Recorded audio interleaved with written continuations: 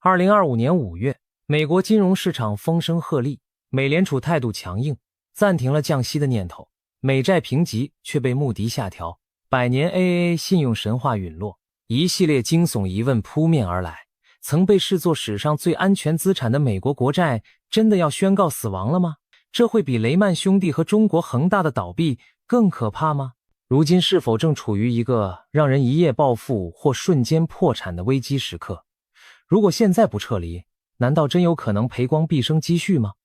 背后是否潜藏着巴菲特精心布局的吸血计划？历史难道又要重演相似的戏码？说起国际评级机构穆迪，很多投资者打心底又爱又恨，爱的是他被称为市场的哨兵，恨的是他有时候就像乌鸦嘴，危机前夕猛然敲响丧钟。回到2008年，雷曼兄弟的悲剧就是一例。雷曼在当年9月风雨飘摇之际，穆迪忽然发布警告，表示除非雷曼能找到强有力的收购方注资，否则他将无可避免面临评级下调。要知道，当时雷曼已经站在破产悬崖边，评级一旦被砍，就等于最后一根救命稻草也被折断。结果雷曼 CEO 苦寻买家无果，穆迪的预警成真，雷曼信用评级被降至垃圾级，融资链条彻底断裂，最终在2008年9月15日轰然倒下，创造了美国历史上最大的破产事件。穆迪这一记重锤可谓击中了资本市场的要害，引发连锁反应，投资者恐慌抛售，股市暴跌，全球金融体系陷入冻结。有趣的是，就在倒闭前几天，雷曼内部还曾奔走试图拉巴菲特入场救火，但巴菲特嫌雷曼管理层不愿自掏腰包共度难关而作罢。这似乎暗示了什么？当评级警告降临时，哪怕是巨头如雷曼也难逃一劫。再看2021年的中国恒大危机，剧情竟有几分相似。恒大这个房地产业巨无霸，当时债台高筑却侥幸未倒，穆迪却频频出手，将恒大的公司评级从原本已经是垃圾级别的 B2 两步一跳砍到开 A1， 再进一步降至接近违约的咖。短短几个月内连续2次大幅降级，犹如宣判了恒大的死亡倒计时。果不其然，评级骤降使恒大再也借不到新钱，无数债权人上门催款，恒大的现金流枯竭，工程停摆，最终债券违约，公司停业重组。可以说，穆迪的操作在恒大危机中起到了推波助澜的作用。评级一降，市场信心瞬间崩盘，恒大的债券和股票像多米诺骨牌般一路狂跌。更绝的是，中国国内还有评级机构在恒大出事前，把他的债券从3-4A 直接踢下神坛，降为3-4，导致这些债券无法再用于抵押融资。这相当于釜底抽薪，恒大融资渠道当场被切断，引发的恐慌甚至波及整个中国房地产行业。雷曼和恒大的教训惊人相似，危机前夕，评级机构的突然翻脸，往往成为压垮骆驼的最后稻草。当年的投资者或许还心存侥幸，但事后回望，不禁感叹穆迪简直像嗅到了血腥味的鲨鱼，在猎物最虚弱的时候发动致命一击。那么现在穆迪又把魔爪伸向了美国主权信用评级。2025年5月，穆迪不顾华府的强烈不满，硬是把美国联邦政府的信用评级从顶级的 AAA 降至 AA1。要知道，这使穆迪成为最后一个取消美国 BAA 评级的大型机构。早在2011年，标普就降过美国评级，2023年惠誉也降了。美国的最高信用光环如今算是彻底摘掉。很多人当时倒吸一口凉气，连美债这曾经金身不破的资产都被降级了，市场会不会因此天翻地覆？果然，消息一出，美债市场和股市双双遭遇抛售惊魂。有分析称，由于投资者开始重新评估美国债务风险，需求下降导致债券价格下跌，收益率飙升，美股也应声下挫，甚至出现了我们平常几乎看不到的美元和美债齐跌局面。通常遇到危机，资金会买入美债避险，美元也会走强。可这次评级被降，偏偏让投资者对美元和美债同时失去信心，短期出现了美元汇率下滑，美债价格暴跌的景象。这种双杀情形吓坏了不少机构投资者。更要命的是，一些金融合同和机构规定，过去只认 AAA 级债券做抵押品2011年标普降级时，就曾引发机构被迫甩卖美债，市场剧烈震荡。虽然后来规则有所调整，不再迷信评级，但此次穆迪降级仍可能带来隐患。大型投资者如主权基金、养老金开始逐步将部分美债换成其他避险资产，比如黄金和非美国家国债，从而推高美债利息成本，形成危险的熊市螺旋。债息越高，美国长债压力越大，美元进一步承压，美股吸引力下降，逼得更多人抛售美债。可以想象，如果这种连锁反应失控，后果恐怕不亚于当年的雷曼危机。难怪有人惊呼，美债这个全球金融的定海神针要是折了，可比雷曼破产还可怕。不过也有老道的市场人士泼冷水，说穆迪这次降级更多是象征意义，因其他两家早已降级，市场预期已有所消化，而且如今抵押合同不再严格依赖评级，不至于重演2011年的强制斩仓风波。但话说回来，黑天鹅往往在自认为安全时飞出，谁又敢100%确定这次真的不会出事呢？正所谓前车之覆，后车之鉴，雷曼和恒大的前车之鉴就在眼前，美债这趟后车究竟会如何行驶，我们只能拭目以待。穆迪在几大危机中的微妙角色，引出了另一个名字——沃伦·巴菲特。这个投资界的传奇人物不仅仅是股神，他和穆迪之间还有千丝万缕的联系。首先要知道，巴菲特的伯克希尔哈撒韦公司可是穆迪的大股东之一，持股一度高达近20%。换句话说，巴菲特在某种程度上坐在穆迪的主席台旁边。当然，老巴一贯宣称自己从不干预穆迪的评级业务，但资本的世界里哪有这么纯粹？回顾几次危机，巴菲特与穆迪简直像在唱双簧，让人不得不浮想联翩。先来看2008年的雷曼事件。正如上一节提到的，雷曼兄弟濒临破产时曾多次向巴菲特求援，但巴菲特要求雷曼高管拿出诚意，自己也出资一起承担风险。雷曼方面不愿照办，结果巴菲特索性袖手旁观。巧的是，穆迪紧跟着就对雷曼发出严厉降级警告，使雷曼处境雪上加霜。有人不禁猜测，会不会是雷曼拒绝了巴菲特的条件，触发了穆迪这边迅速翻脸？毕竟巴菲特在穆迪有影响力，而雷曼一垮，最大的受益者之一恰恰是巴菲特本人。雷曼死后，市场信心极度恐慌，巴菲特趁机出手，以极优惠的条款抄底投资了高盛等幸存银行，狠狠赚了一笔。当时巴菲特以50亿美元买入高盛优先股，年息达 10%， 外加看涨期权。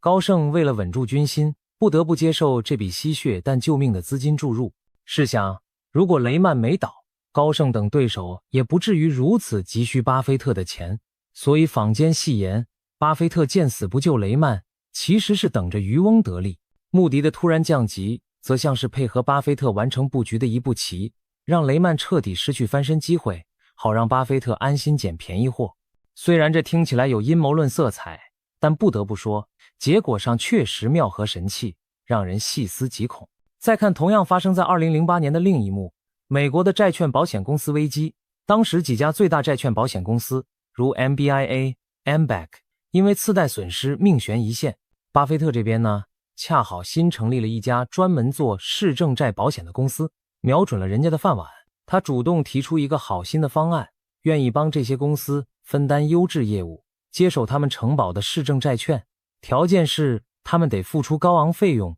且把不良资产留给自己。这些公司一听，这不等于趁火打劫吗？当然不愿接受。结果如何？据报道，穆迪当时就放出话来，要么接受外部援助，增加资本金，要么你们的 TAA 评级不保。而巴菲特是谁？穆迪最大的股东，这关系让债券保险业者大喊不公平，可抱怨没用。穆迪说到做到，把拒绝巴菲特好意的两家巨头 MBIA 和 MBAC 的评级一口气各砍了3档。评级一降，这两家公司的业务信誉轰然崩塌，市场随即陷入恐慌。最后的结局是，老牌债券保险模式基本废了武功，巴菲特的新公司迅速抢占了市场。在这出戏里，我们仿佛看到穆迪扮黑脸，巴菲特唱红脸的双人舞。先由巴菲特提条件，不答应，那穆迪就突然变脸降级，让你陷入危机，只能被迫接受巴菲特的计划或退出游戏。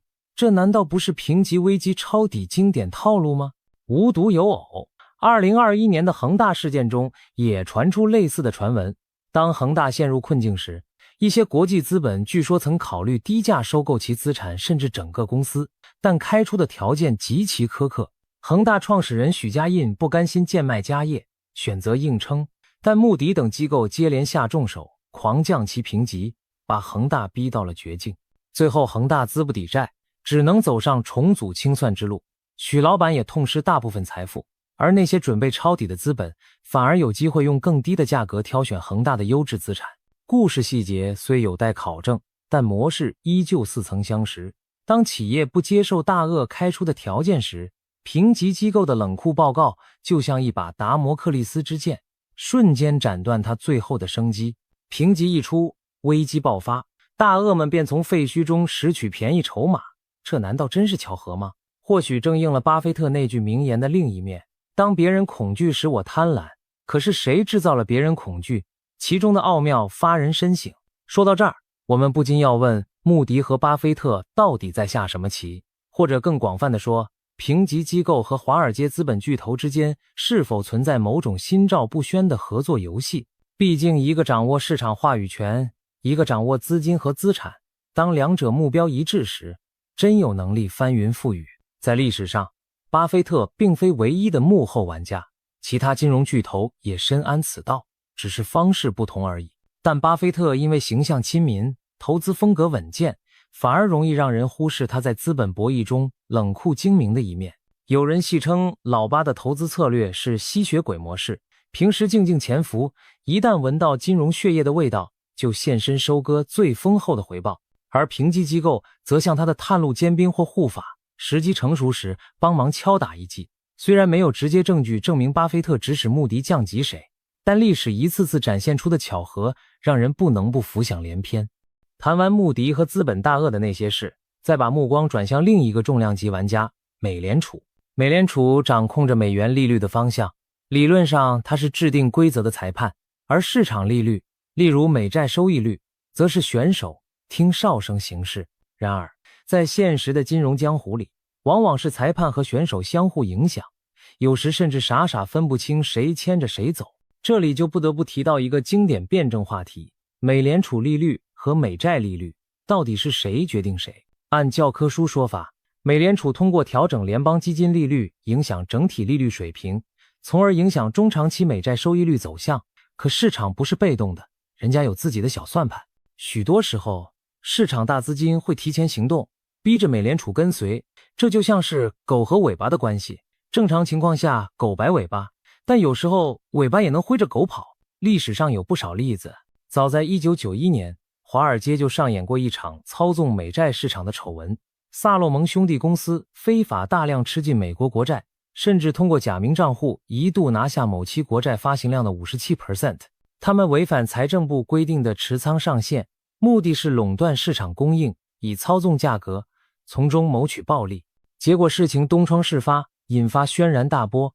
如果一家投行能够控制1半以上的国债供给，那美债收益率还不得任它摆布。更可怕的是，当时美联储都被惊动了，紧急出面维稳市场，支持财政部处理此事。有人评价那场风波是差点颠覆美国国债信誉的事件。萨洛蒙最后高管被迫下台，巴菲特临危受命，出任 interim 主席收拾残局。然而这起丑闻充分证明，私人资本完全有能力搅乱美债利率的正常秩序，哪怕国债市场号称全球流动性最强、最安全，也照样能被鲸鱼掀起巨浪。进入21世纪后，大型资产管理公司也成为影响美债利率的重要角色，其中佼佼者非贝莱德莫属。贝莱德管理着近10万亿美元资产，比很多国家的 GDP 都高，他在美债市场的地位举足轻重。据统计，美联储发行的某些长期国债中，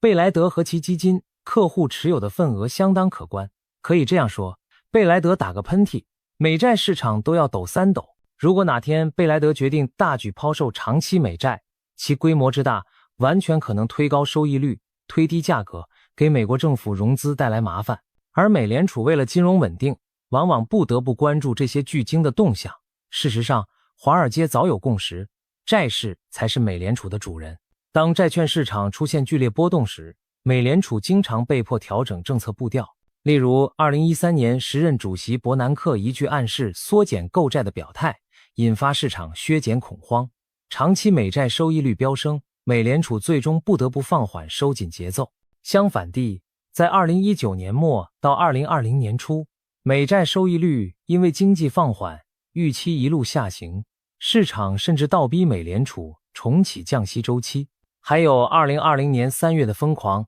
新冠出席时，美债市场一度流动性枯竭，长债收益率离奇飙升，因为一些对冲基金杠杆爆仓，被迫甩卖国债换现金，市场几近失灵。结果美联储火速宣布无限量 QE， 大举买入国债救市，这相当于市场挟持了央行，如果不出手，美债市场就崩给你看。最后，美联储被迫当了最后买家，印钞票稳住了收益率。再具体到当前2025年的场景，美国联邦政府债台高筑，财长和总统都希望长债利率降下来，以降低偿债成本。可美联储却在高通胀压力下不敢贸然降息，一边是财政压力山大，一边是抗通胀使命，美联储进退两难。这种情况下，市场的大玩家们完全可能动动手指影响局面。例如，有传闻称某些大型对冲基金或投资机构故意做空美债期货，抛售长债，推高市场利率，从而绑架美联储停止加息，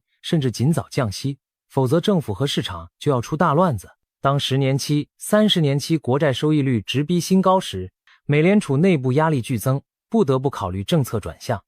这就好比市场在和美联储玩胆小鬼游戏，看谁先眨眼。有趣的是，美联储也不总是被动，有时候他也利用市场帮忙传达政策意图。比如当他希望收紧但又怕引起恐慌时，会通过先放鹰派风声引导市场利率先涨，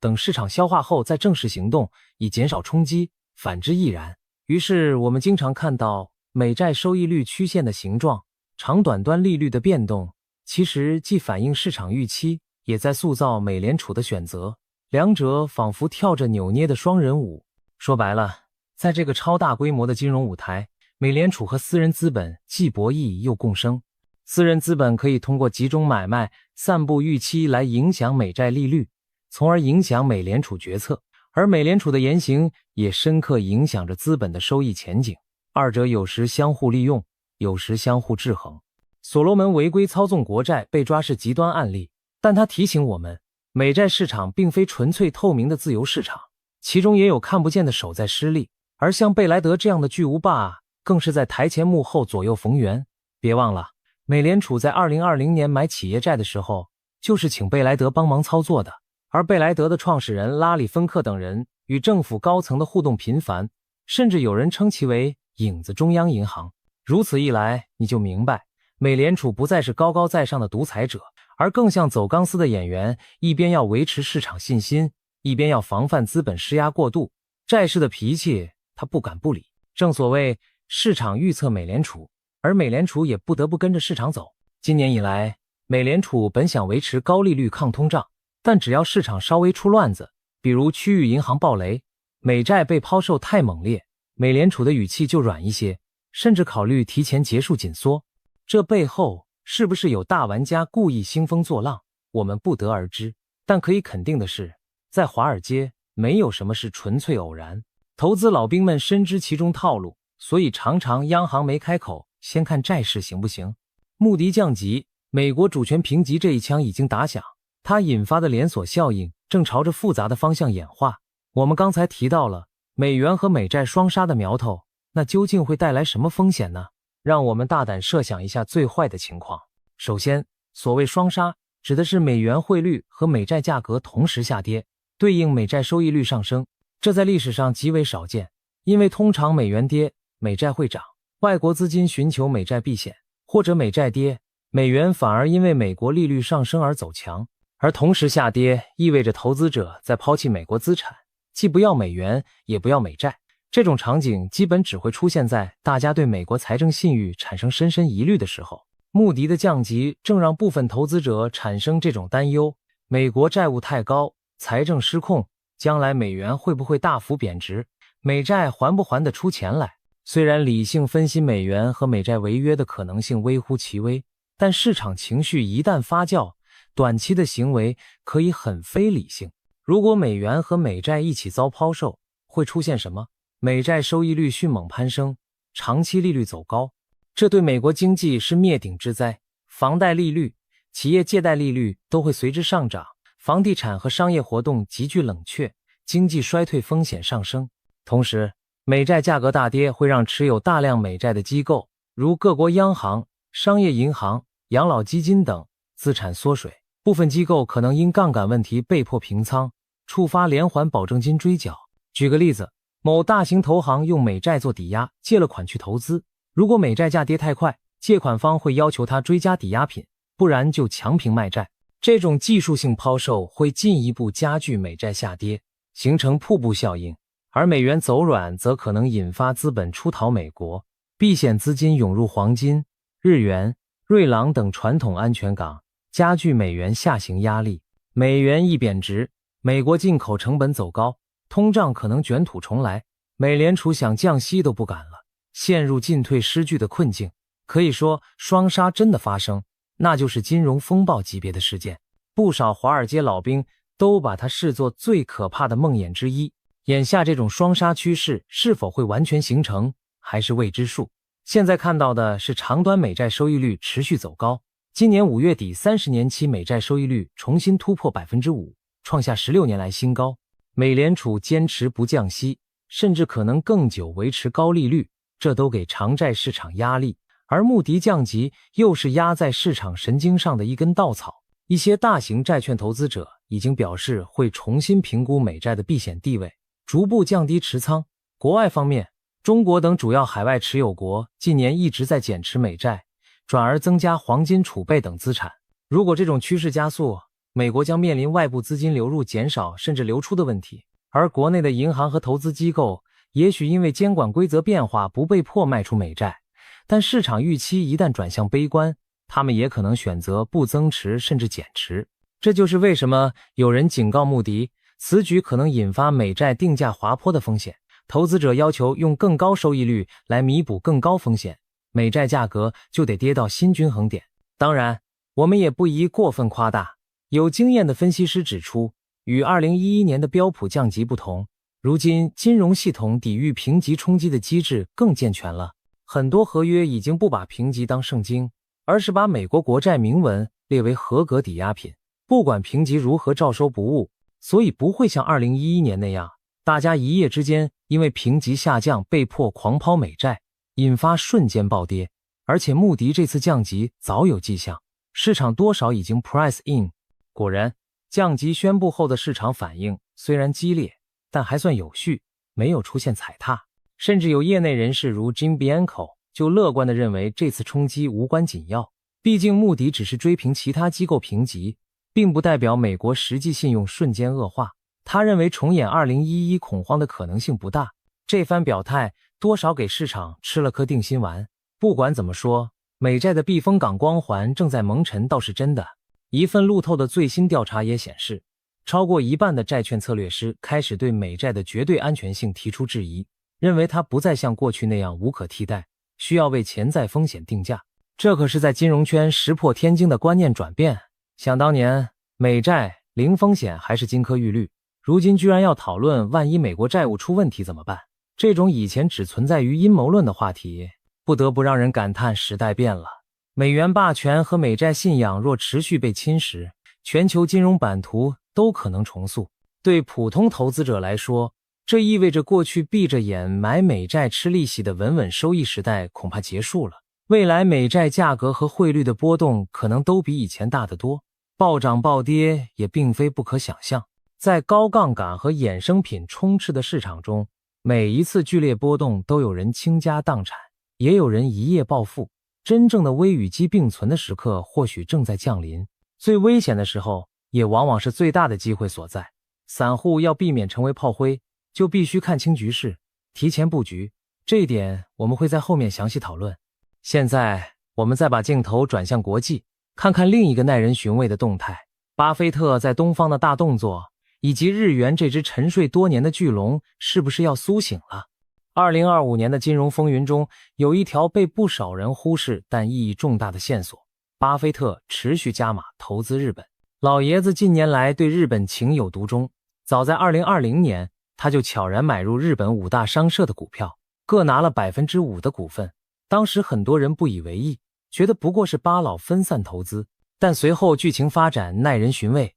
2023年4月，巴菲特亲自跑一趟东京，公开表示对日本投资非常满意，并打算把那5大商社的持股比例提高到 9.9%。 这个声明一出，日本股市士气大振，海外资金闻风而动，日经指数在2023年屡创新高，一度突破33000点，为30年来所未见。巴菲特不光买股票，他还发行了日元债券，所谓武士债，来为这些投资融资。简单说，他介入低息日元资金，然后投向高股息的日本股票，享受利差收益。这是一个聪明的套利，利用日本超低利率对冲美元高利率环境。这一步棋背后透露出巴菲特对日元汇率和日本前景的判断。众所周知，日元过去几年一直贬值，在2022年一度跌到1美元兑150多日元的30年低点。原因是日本央行死守超低利率政策，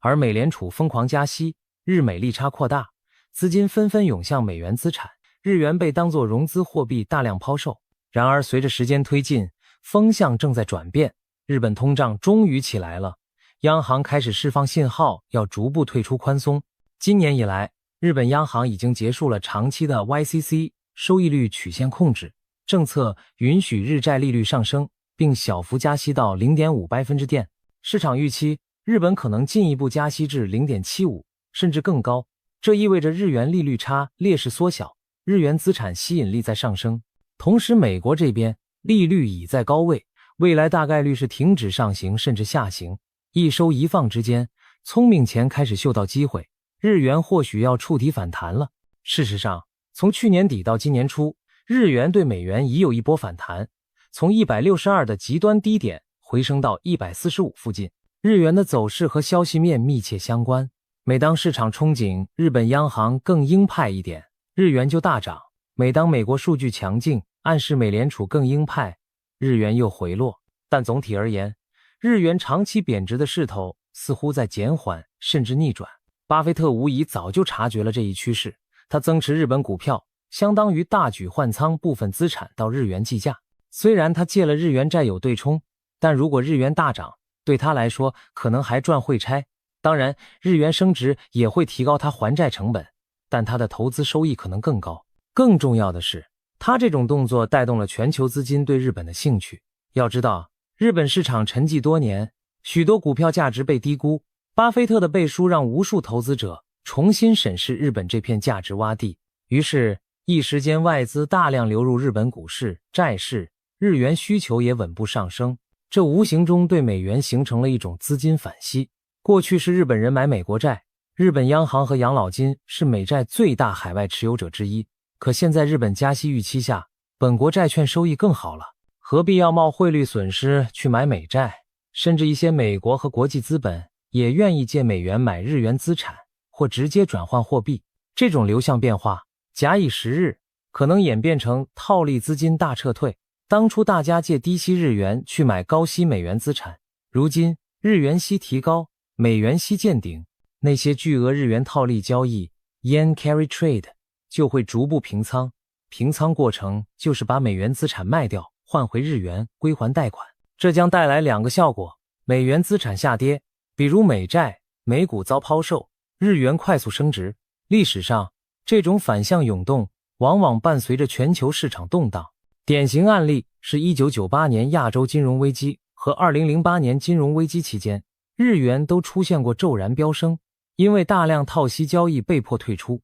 全球股市债市同步大跌。当年被称为日元再资交易踩踏，留下惨痛记忆。就在最近2024年8月的一次市场巨震，也被认为与日元套利交易的突然平仓有关。当时日元意外走强，全球股票和部分高风险资产应声下挫。可见日元这个看似沉睡的巨人一旦发威，其牵引的资本流动能量相当惊人。所以当巴菲特在日本大展拳脚，日元汇率呈现升值苗头时，我们有理由担心这会不会对美元资产造成反噬。目前已有迹象表明，日本作为美国国债最大持有国，最近也开始减持部分美债，以满足国内资金需求或防御汇率风险。毕竟如果预期日元升值，持有太多美元资产，将来换回日元就亏了。而且日本官方去年就曾因日元过快贬值入市干预，现在若日元走强，反而乐见其成，自不会阻拦。这样一来，美元可能失去一个重要支撑，美债少了日本买家，更别提大量私人套息资金陆续离场，对市场流动性的冲击。一位华尔街见闻评论员曾说过，当你看到日元开始大幅升值时，就该小心全球市场可能有大事发生。如今巴菲特坚定站在日元这边，似乎也说明他对美元未来1-2年的前景并不那么乐观。投资大师的行动从来都胜过千言万语，我们普通投资者也许无法跟随他的步伐去买日本商社股票，但至少可以从中领悟到分散风险和提前卡位的重要性。也许现在就是考虑全球资产再平衡的时刻，别把鸡蛋都放在美元一个篮子里，适当持有一些其他货币和国家的资产，未尝不是明智之举。面对眼下这高利率与资本操控并存的复杂局面，普通投资者最关心的问题莫过于我们该怎么办？美联储升也好，降也好，大鳄们暗地里翻手为云，覆手为雨，散户处在这样的迷局中，稍不注意就可能成为别人的垫脚石。所以我们需要一些应对策略，帮自己在风浪中站稳脚跟。首先，认清利率迷思，不盲目逐潮。从去年开始，市场一直弥漫着对美联储政策的各种猜测，一会儿快要降息了，快上车；一会儿又利率要更高更久，赶紧跑。很多散户被这些声音牵着鼻子走，频繁调仓进出，结果反而两头挨巴掌。其实我们要明白，大资金常常利用大众对升降息的固定思维来收割。例如，散户都以为降息对股债是利好，但如果降息是因为经济不行了呢？那股市可能早已跌惨。相反，加息表面利空股市，但假如通胀受控，经济仍强劲，股市未必不行。今年年初就有不少人赌美联储会急转直下降息，结果事与愿违，长债大跌，这些人损失惨重。所以切忌迷信所谓降息好、升息坏的简单公式，与其听风就是雨，不如关注基本面的变化。判断利率走势，不仅要看美联储嘴上说什么，更要看通胀数据、就业情况以及金融环境的稳定程度。当前美联储虽暂停加息，但放话今年内不太可能降息，因为通胀目标还没达到，而假如通胀真的卷土重来，不排除他们再出重手。所以散户要有心理准备，高利率环境可能比想象中更持久，不要一厢情愿压住短期内回到低利率时代。其次，提防资本陷阱，别被情绪牵引交易。我们前面剖析了那么多资本的套路，就是提醒大家，很多市场剧烈波动的背后都有推手。例如某天突然谣言四起，说某国要大抛美债，美元要完蛋，可能正是有人放消息砸盘好低息，又或者媒体齐喊经济要衰退了，美联储得降息救市，可能正是债券空头在制造舆论。对于这些骇人听闻的消息，要学会冷静分析来源，十有八九是别有用心。如果盲目跟风，很容易在高点接盘或低点割肉。资本巨头们总试图制造贪婪和恐惧两种极端情绪来获利，散户唯有心态平和，独立思考，才能跳出他们画的圈。具体做法上，可以给自己制定交易纪律，比如设定仓位上限，不在极端情绪日大举操作。每次交易前想一想，我是不是在帮大佬抬轿子？当年雷曼倒下后股市暴跌，其实也是历史性的买入良机，但多数散户在恐慌中清仓踏空。恒大出事时，聪明资金却开始搜罗其他被错杀的地产公司债券。由此可见，情绪反转常常意味着投资机会的来临，关键是你能否在人人恐惧时保持一点理智和贪婪，反过来在人人贪婪时懂得保持警惕和恐惧。第三，分散配置，跨币种、跨资产对冲风险。高利率时代，各类资产相关性在改变，新的风险也在积累。为了防范单一市场的黑天鹅，资产组合要更国际化、多元化。具体来说，可以考虑在投资中加入不同货币计价的资产，例如除了美元资产外，适度配置一些欧元区、日本或新兴市场优质资产，或者直接持有一些外币现金、债券。当美元走弱时，这些非美资产有机会相对升值，起到对冲作用。今年不少央行囤黄金，就是担心美元贬值。黄金本身也是很好的分散标的。此外，在资产类别上，别把筹码全压在股票或某一种产品上。股票、债券、商品、房地产、现金都可以根据环境变化动态调整比例。高利率环境下，现金理财利率不错，可以适当持有现金类资产增强流动性。优质短债也是相对安全的选择，因为期限短，受利率波动影响小。相反，长期债券价格对利率很敏感，目前可能仍有下跌风险，除非你打算持有到期，否则要谨慎。股票方面，高利率和潜在经济放缓对股市不利，但一些强势行业或低估值市场，比如日本等，可能走出独立行情，可以精选配置。还有抗通胀资产，如商品、资源类股票，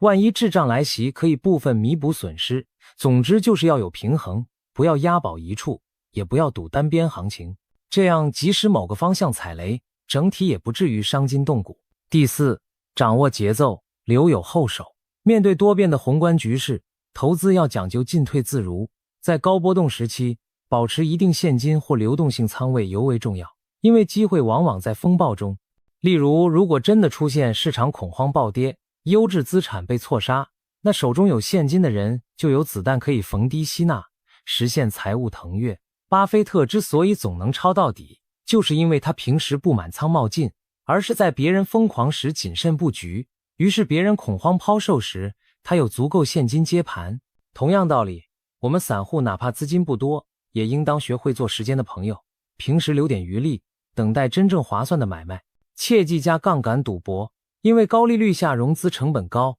市场一旦反向运动，杠杆资金最先爆仓。想想那些压住降息的杠杆债券，多头是怎么被埋的。相反，没有债务压力，仓位灵活，你就有抗震能力等待转机。此外，要制定自己的投资时间表和目标价位，不被短期波动扰乱。例如，你相信某资产长期有价值，那短期跌了反而是好事，可以按计划分批买入，而不是听风就是雨砍仓出局。总而言之，在这个多空交织的时期，稳健和耐心比以往更显珍贵，活下来的投资者才有机会拥抱下一轮胜利。与其妄想一夜暴富，不如先考虑如何不爆仓，不 panic， 在巨浪中保持船身稳定。当我们回顾近几十年的金融史，会发现某些套路不断重复上演，评级机构、金融巨头、央行和市场情绪交织成的戏码，你方唱罢我登场，却总围绕着类似的主题，危机救赎，贪婪再危机。雷曼也好，恒大也罢，包括如今美债的处境，都映射出资本巨头们运筹帷幄的影子。穆迪这样的评级机构仿佛扮演着危机循环中的判官，一声令下就改写游戏规则。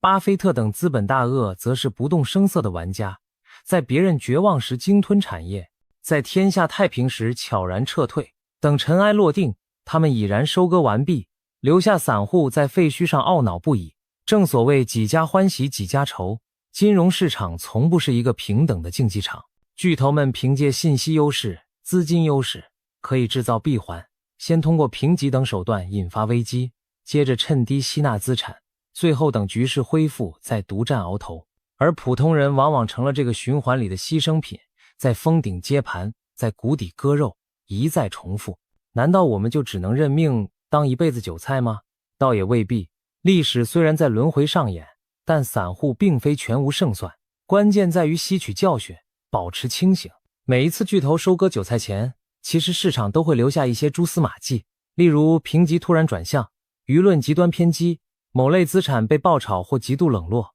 这些都是值得警惕的信号。当别人都疯狂时，你要冷静；当别人都绝望时，你要勇敢。当然，说来容易做来难，但至少我们可以尝试逆向思考，不人云亦云，不被短期涨跌淹没视野，善用历史经验，提前设想如果我是在那位大佬的位置，我会怎么做，然后防患于未然。尤其要戒除赌徒心理，拥抱投资的本质，寻找价值而非听故事。当前全球金融正处于大变局，美元霸权松动，新兴市场崛起，通胀和去全球化乱舞，注定未来几年不平静。对于散户来说，这既充满挑战，也蕴藏机遇。巨头们在棋盘上翻云覆雨，我们无法左右，但至少可以不陷入他们设计的某些陷阱。在信息高度发达的今天，散户获取知识的渠道比以往多，只要愿意学习和独立判断，也能避开很多明显的坑。